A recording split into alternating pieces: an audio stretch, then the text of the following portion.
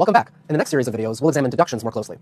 First, recall that deductions are essentially the tax word for expense. They can reduce the tax base. Recall that Section 61 defines income as broadly conceived. That is, the taxpayer should assume everything is income unless Congress says it's not. But with deductions, on the other hand, we should always assume deductions are disallowed. That is, we cannot reduce income by them unless a specific provision permits the deduction. The courts have generally held that whether and to what extent deductions are allowed depends on legislative grace. That is, what Congress has decided to legislatively decree what is an allowable expense that can reduce the tax base. As a result, deductions are defined quite narrowly and have many rules associated with them. This is for good reason, since the risk is that taxpayers might abuse deductions and reduce their tax base by too much, leaving less money to the government to fund its operations and investments.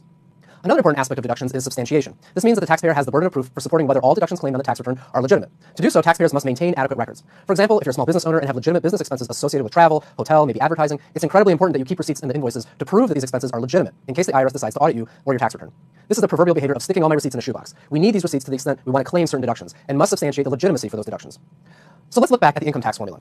We've already discussed gross income, and so the first set of deductions we'll look at is called deductions for adjusted gross income, or deductions for AGI. These deductions are subtracted from gross income to then yield adjusted gross income. Recall that this subtotal, AGI, is very important because it determines floors and ceilings in terms of the amount of many other deductions that we'll see later that can be claimed on a taxpayer's tax return. AGI also affects the size of tax credits that can be claimed as well. As a result, we need to make sure we can identify the right expenses as deductions for AGI. Broadly speaking, what are deductions for AGI? Because they're subtracted from gross income to determine adjusted gross income, they're also called above-the-line deductions, or above AGI. These expenses can be deducted even if a taxpayer does not itemize. That is, even if a taxpayer takes the simple, standard deduction and does not keep track of itemized deductions, like medical expenses or donations to charity. If a taxpayer does itemize, then the for AGI deductions will determine the size of some of those itemized deductions. For example, medical expenses are deductible only to the extent they exceed 7.5% of AGI. So specific to the actual deductions for AGI, they can essentially be placed into two broad categories. The first is expenses related to business activities, whether they're direct or indirect expenses. This includes business expenses related to running a business as a sole proprietor or a partner in a partnership. For example, sole proprietor expenses are reported on the Form 1040 Schedule C. Expenses related to partnership business activities or rental activities are reported on Schedule E. Moving expenses is indirectly related to business activities since the deduction is only allowed if you meet certain rules about the distance you move relative to your old versus new job, as well as the time you work at your new job. The second category is expenses that subsidize specific activities. For example, paying alimony, paying for education-related tuition and fees, paying interest on a student loan, or contributing funds into a traditional individual retirement account or IRA. These are all activities that Congress has deemed to deserve a deduction that offsets gross income, and thus they lower the individual's tax base. So after subtracting for AGI deductions from gross income and yielding adjusted gross income, the taxpayer has the choice to deduct the greater of either itemized deductions, also known as from AGI deductions, or the standard deduction. We've already discussed the standard deduction in a previous video, so let's focus on from AGI deductions here. If the taxpayer selects to deduct itemized deductions, he or she has to report them on Schedule A of the Form 1040. From AGI deductions here include medical expenses to the extent they exceed 7.5% of AGI.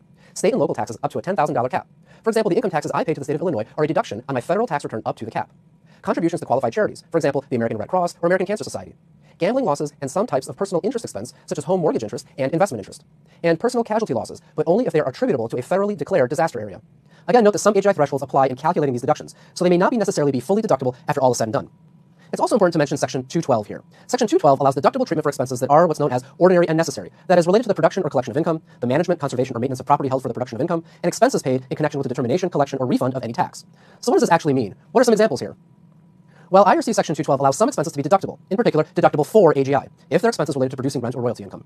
For example, you own an office building that you rent out, but you have some expenses associated with the office building like utilities, maintenance, and insurance. These expenses will be deductible for AGI. Other examples could be expenses paid to determine the taxpayer's tax liability related to their business, rent, royalty, or farming operations. For example, if a sole proprietor hires an accountant to calculate the income tax and file a tax return, the payment made by the sole proprietor for the accountant will be a for AGI deduction. So where do trade or business-related expenses show up on the tax return? First, their details are reported on Schedules C, E, or F. Schedule C details the profit or loss from a business of a sole proprietor, or one owner business. It could be a taxpayer's main source of income, for example, a business selling goods or services, or it could be a business activity on the side. For example, if you're a freelance artist or author on the side, or a part-time consultant. In any of those cases, you would report the income generated and related expenses on Schedule C. The key here, however, is that the deductions must be directly connected to generating the income in that business activity. Schedule E details the income and losses from other activities, such as from rental properties or royalty activities, or from partnerships, or being a shareholder in what's known as an S corporation. These types of businesses, as well as a sole proprietorship, are broadly known as pass-through entities. Here, the income and expenses are not taxed at the business entity level, but rather are passed through to the individual owner or investor to be taxed only at the individual's level. Therefore, there's only one layer of tax. Contrast this with a typical C corporation, think Microsoft or Ford Motor Company, where the corporation pays an entity-level tax, but then when it distributes dividends to the shareholders pay tax on the dividend income as well. People refer to this structure as the double taxation of corporate income. But what gets reported on Schedule C and E is income and losses from pass-through businesses. In fact, profit and losses from farming reported on Schedule F also represent pass-through activities. Here, the farmer reports the various income and expenses related to farming, then reports the net amount on the individual tax return. For all these activities, the net amount appears on the face of the Form 1040. In particular, these are the exact spots where the individual's business income is reported on the individual tax return, whether it be from Schedule C, E, or F.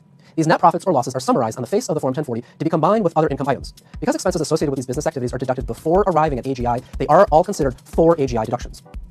So in all, in this video, we've gone through at a very high level the distinction between for and from AGI deductions, as well as touched on business-related and investment-related expenses.